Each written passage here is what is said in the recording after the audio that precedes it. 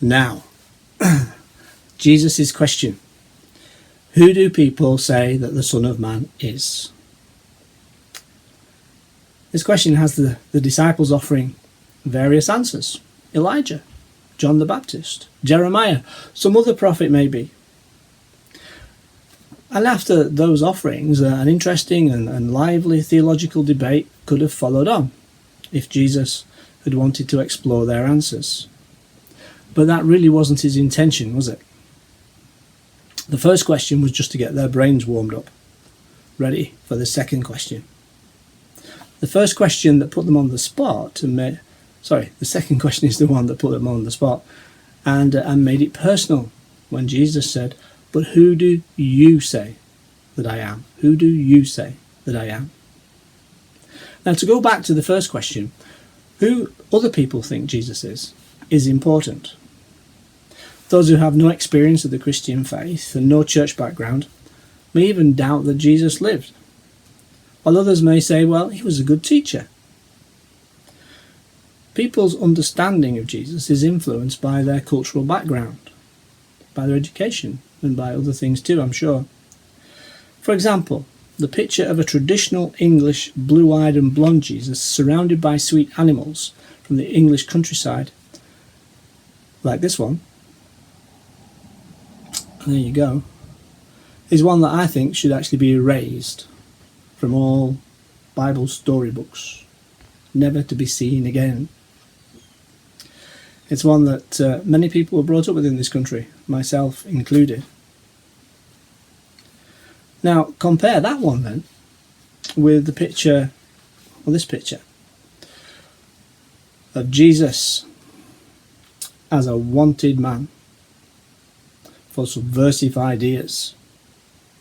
It's a wanted poster from Latin America where Jesus is depicted by the powerful who control society. He's depicted as a dangerous rebel whose intentions on behalf of the poor are nothing short of criminal. The powers that be want Jesus arrested. Who do you say the Son of Man is?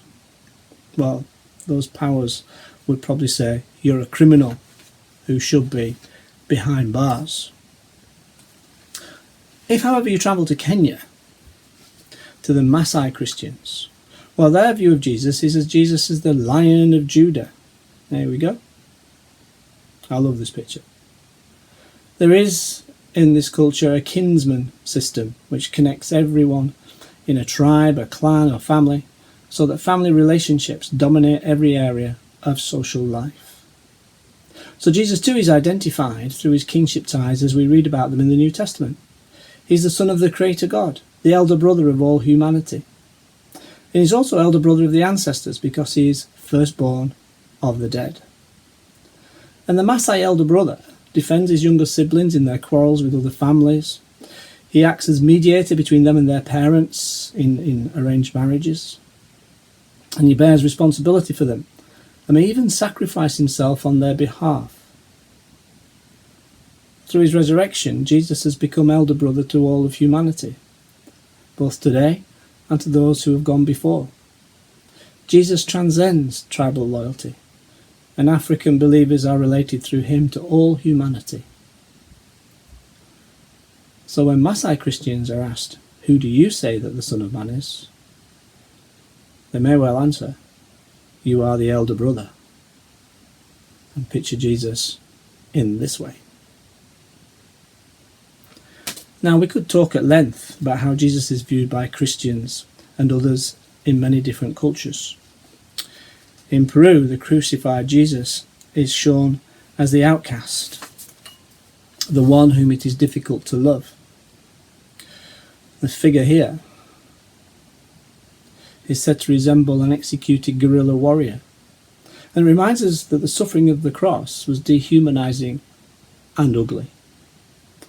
However, this elevates the experience of everyone who suffers and who feels with Jesus on the cross that they have been forsaken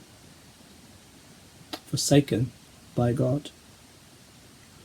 How would these people answer the question, who do you say that the Son of Man is? Well, they may well answer, you are the suffering, forsaken one.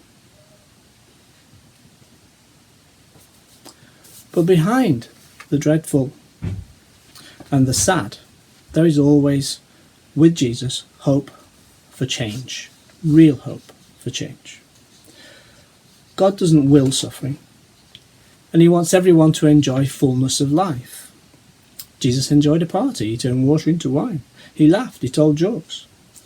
And in many poor countries, this is what has led to what is called the joy of the poor.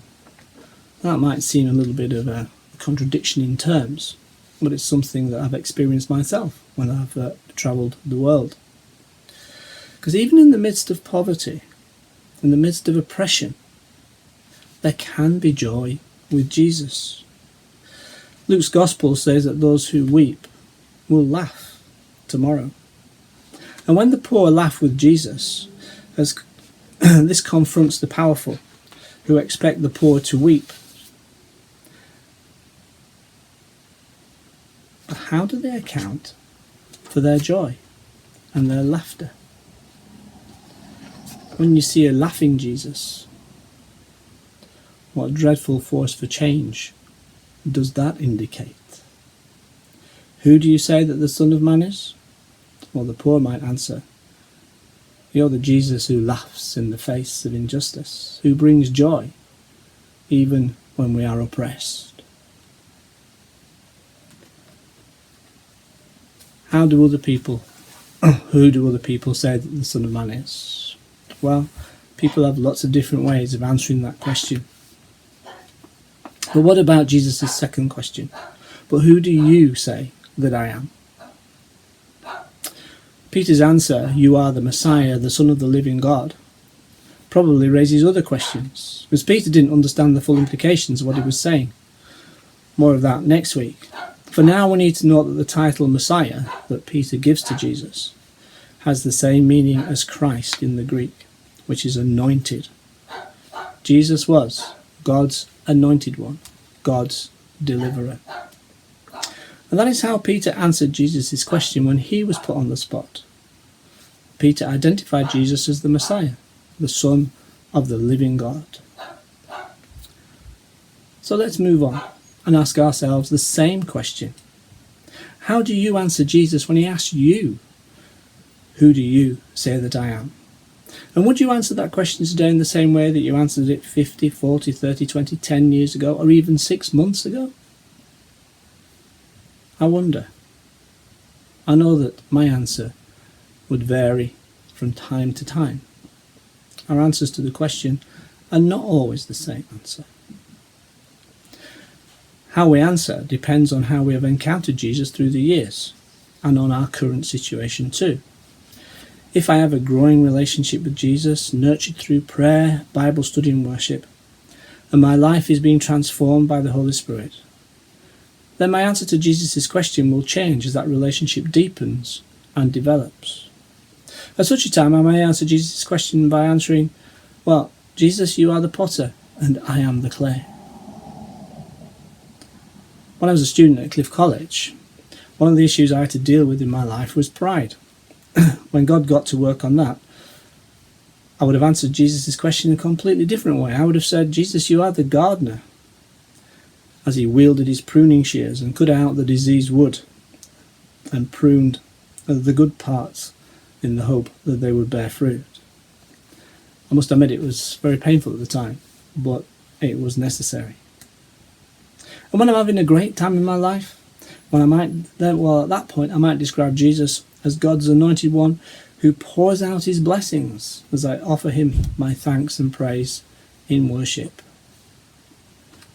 Who do you say that I am? These are all different ways of answering that question as we identify who Jesus is for us at that moment. As many of you know, I served in Papua New Guinea for 3 years as a teacher. One of the things that surprised me there as a farmer's son was the lack of sheep. Any sheep in Papua New Guinea had been imported. So when the people of Papua New Guinea read Bible passages about sheep and shepherds, well then some education was needed. If Jesus had asked them who they said he was, when Jesus asked them who they said he was, then I doubt very much anyone would have replied, "You are the good shepherd." I mean, some of my friends in Papua New Guinea had been known to ask why God had given them sheep instead of dirty pigs. Because pigs are unclean, of course, in Jewish culture. But in Papua New Guinea, pigs are one of the main types of currency. You value your wealth by the number of pigs you have. They're at the heart of the culture. So it varies, doesn't it? Now, in times of suffering, however, we might well answer Jesus' question with the words, "You, Jesus, are the Good Shepherd," of Psalm 23. "In fact, you are both the Good Shepherd and the Lamb who was sacrificed on my behalf." Jesus, fully shepherd and fully lamb. Only Jesus can sing Psalm 23 from both points of view. God walks through the valley of the shadow of death, both with us as our shepherd and for us as the lamb. Jesus is the good shepherd who lays down his life for the sheep, John chapter 10 verse 11, and he's the perfect sacrificial lamb who dies to pay the price of our sin. As it says in 1 Corinthians, "For Christ our Passover lamb has been sacrificed for us." Even in the midst of pain and suffering, we have this wonderful promise from Revelation, "For the Lamb at the centre of the throne will be their shepherd. He will lead them to springs of living water, and God will wipe every tear from their eyes." How wonderful, how marvellous, there's a cue for a song. How wonderful it is to know that Jesus, the Messiah, the Son of the living God, is always with us, transforming our pain and offering us comfort and hope. Jesus put Peter and his disciples on the spot by getting personal. He does the same to you and me every day. So today, not yesterday, not tomorrow, but today, how will you answer Jesus when he asks, "Who do you say that I am?" And how we answer Jesus' question is vital. No, it's more important than that.